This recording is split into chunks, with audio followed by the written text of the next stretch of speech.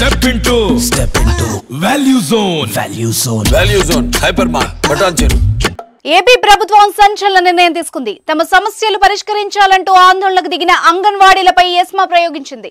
రాష్ట్రంలో 6 నెలల పాటు సమ్మెలు నిషేధించడంతో పాటు అంగన్వాడీలను అత్యవసర సేవల కిందికి తీసుకొస్తూ జీవో నెంబర్ 2ను జారీ చేసింది.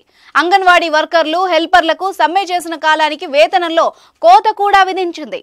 అంగన్వాడీ వర్కర్లకు గత నెల వేతనంగా 8,050ని మాత్రమే జమ చేసింది. ప్రభుత్వ నిర్ణయంపై అంగన్వాడీలు ఆగ్రహం వ్యక్తం చేస్తున్నారు. సుమారు 26 రోజులుగా తమ సమస్యల కోసం అంగన్వాడీలు అలుపెరగని పోరాటం చేస్తున్నారు. వేతనాలు పెంచాలని, గ్రాట్యుటీ, పెన్షన్లు అమలు డిమాండ్లను వెంటనే పరిష్కరించాలని సమ్మెకు దిగారు.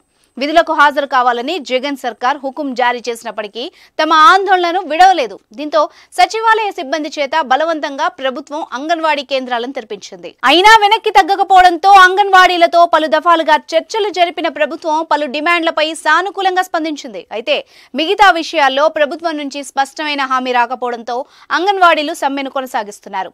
రాష్ట్ర వ్యాప్తంగా కలెక్టరేట్ల ముట్టడిస్తున్నారు.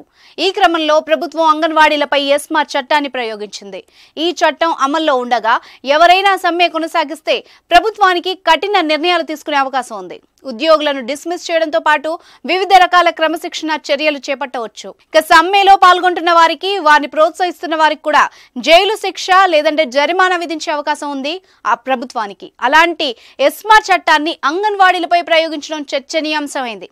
దీనిపై అంగన్వాడీలు ఎలా ముందుకెళ్తారన్నది ఇప్పుడు ఉత్కంఠ రేపుతోంది.